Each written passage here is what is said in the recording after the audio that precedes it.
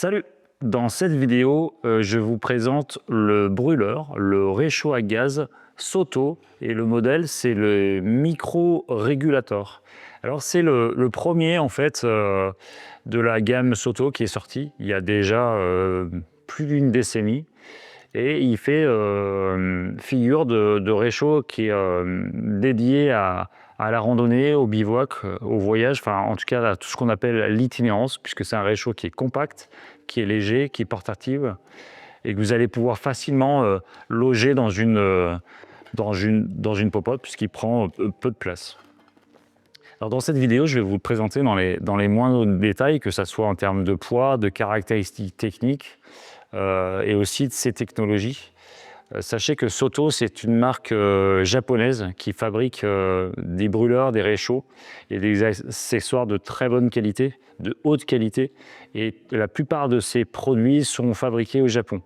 Donc c'est fait avec soin, et on voit qu'il y a beaucoup de technologies, de compétences techniques qui ont été apportées à ce réchaud, qui est le premier réchaud qui a été introduit sur le marché, qui comprend un régulateur de pression. Maintenant, c'est quelque chose qu'on voit de plus en plus alors chez Soto et aussi dans les autres marques, mais n'empêche que le micro-régulateur, il y a une dizaine d'années, voire peut-être 15 ans, c'est la première marque japonaise qui a sorti ce dispositif, cette invention technique qui va permettre de réguler la pression. Je vous en parle juste après dans la vidéo. Alors, dans cette vidéo, on va peser le réchaud et on va aussi vérifier, en tout cas calculer les performances de chauffe de ce réchaud, parce que c'est des éléments que vous avez besoin d'avoir lorsque vous allez choisir votre réchaud, notamment le poids, les caractéristiques techniques et puis, je dirais, la vitesse de chauffe, c'est-à-dire la vitesse d'ébullition. En termes de caractéristiques techniques, la première chose que je vous propose, c'est que j'ai une petite balance ici à côté de moi, et je vais peser le réchaud qui est annoncé par la marque japonaise à 73 grammes. Et là, je le mets sur ma petite balance Terraillon, qui est très précise, à 1 ou 2 grammes près. Et j'ai un poids total de 70 grammes. Donc 70 grammes pour le réchaud seul. Il est livré dans une petite housse de transport.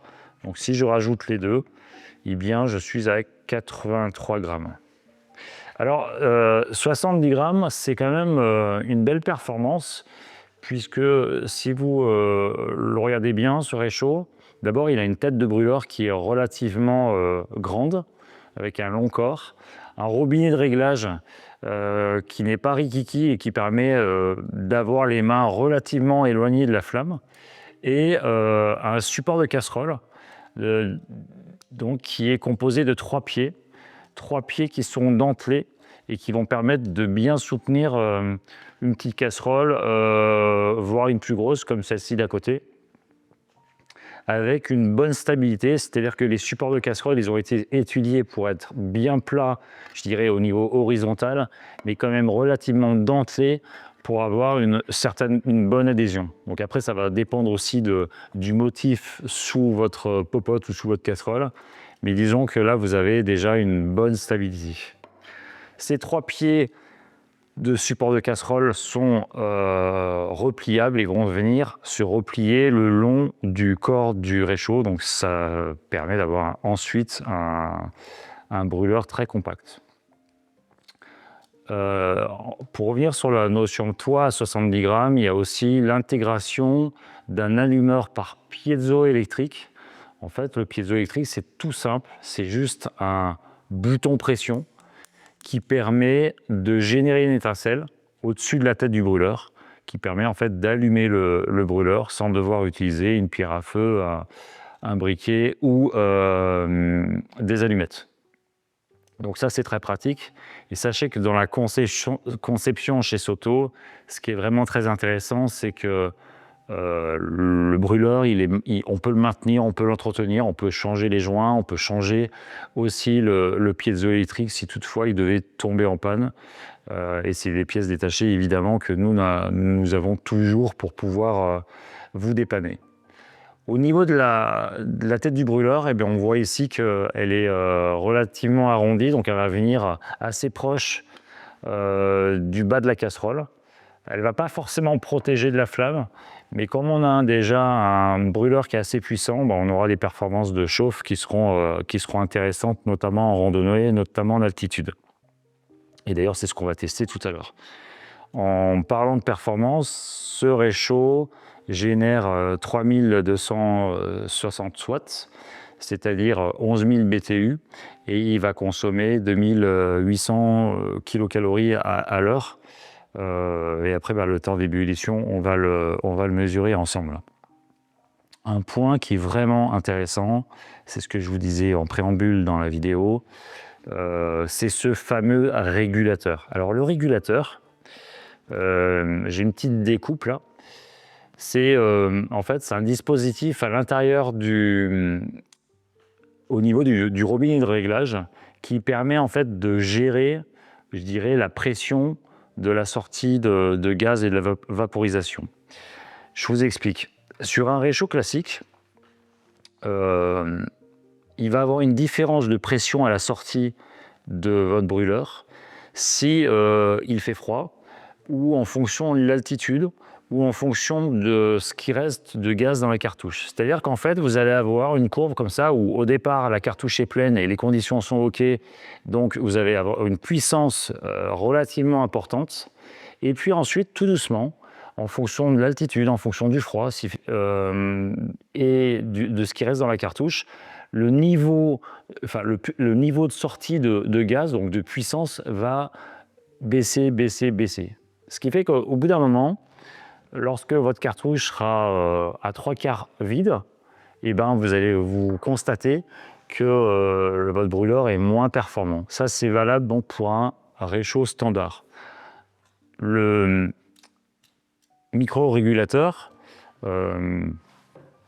lui, il va avoir une puissance constante. C'est-à-dire que quel que soit le niveau restant de gaz dans la cartouche, quelle que soit l'altitude ou quelle que soit la température, alors quand je dis quelle que soit la température, ça ne sera pas vrai à -25, mais on va dire que jusqu'à -8 degrés, vous aurez une sortie constante du gaz. Et c'est grâce à ce dispositif. Ce qui signifie qu'en fait, quelles que soient les situations où vous êtes, vous pourrez dire « Ok, mon réchaud, il reste performant ». Et ça, c'est ce qui se trouve ici dans ce petit dispositif qui est un petit peu plus important que sur un brûleur standard. Alors, il se trouve que quand on a un régulateur dans un brûleur, il va falloir tourner un petit peu plus au départ pour générer la sortie du gaz.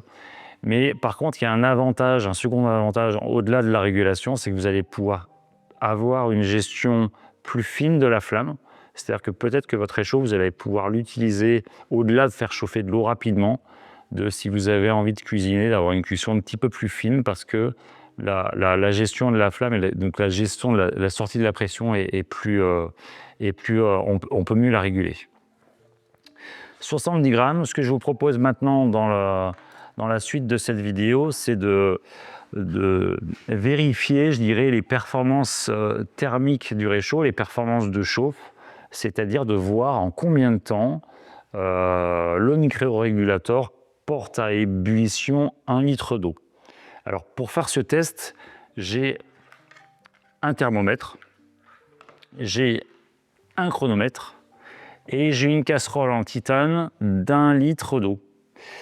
Je précise que les données qu'on va récolter à l'issue de cette vidéo, elles sont réalisées dans des conditions de température ambiante à 25 degrés, sans vent, sans quasiment d'altitude, sachant que je suis quand même à 1000 mètres d'altitude, et que lorsque vous utiliserez, vous, ce réchaud en randonnée et en montagne, vous aurez peut-être du froid, vous aurez peut-être du vent, vous aurez sans doute de l'altitude, et aussi vous allez nécessairement sans doute utiliser une autre casserole qui sera plus ou moins optimisée, et du coup vous verrez une variation de performance. C'est vraiment important parce que quand on choisit un réchaud, on regarde tout de suite les caractéristiques techniques qui sont affichées à l'écran ou sur le packaging du réchaud, mais en réalité il peut y avoir de grosses différences. Bon, sachant qu'on sait que c'est un réchaud qui est performant, on sait que c'est un réchaud qui est dédié pour la randonnée et la montagne et le bivouac. Maintenant, c'est ce qu'on va vérifier tout de suite. Ce réchaud est compatible avec les cartouches de gaz de norme EN 417. C'est les cartouches qu'on trouve partout. Donc là, c'est la marque Soto, mais ça pourrait être Primus, MSR, Jailball. Simplement, on va utiliser une valve filetée. On va pouvoir utiliser la cartouche en la vissant directement sur le brûleur. Et après utilisation, l'avantage, c'est qu'on va pouvoir dévisser en toute sécurité. Et ça, c'est vraiment un aspect intéressant puisque par essence, en randonnée, on est un petit peu nomade, donc on va devoir ranger le pactage. Voilà pour la disposition du réchaud sur la cartouche. Je vais allumer le réchaud.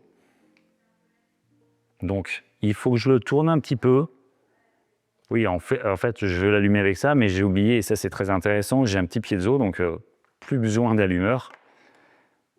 Et dans les conditions du direct, je vais allumer le réchaud.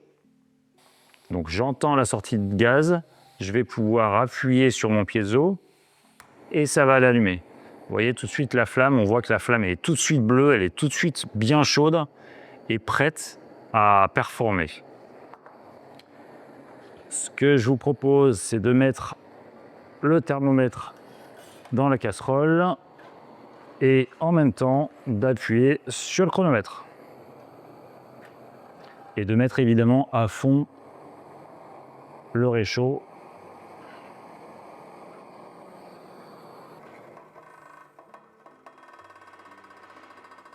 « 91 degrés, 3 minutes 9, ça porte vraiment à ébullition, sachant qu'à 2 minutes 30 déjà, on voyait les premières bulles. Moi, j'ai trouvé ça vraiment très efficace, encore une fois, mais en conditions optimales, en température ambiante. Mais on sent vraiment que la flamme bleue, elle vient chauffer le cul de la casserole et ça va vite. Sachez que ce réchaud, en termes d'autonomie, avec une cartouche de 230 grammes, donc de ce format, on va tenir 1,5 heures d'autonomie. Voilà pour les données. Si vous avez des questions techniques, n'hésitez pas à poster en commentaire toutes les questions que vous avez. Je me ferai un plaisir d'y répondre. Si vous souhaitez acheter ce réchaud ou avoir des informations techniques supplémentaires, je vais vous mettre le lien en description. Et je vous dis à bientôt sur monréchaud.com et à bientôt pour d'autres contenus. Et en attendant, faites-vous plaisir avec votre réchaud en plein air. Salut!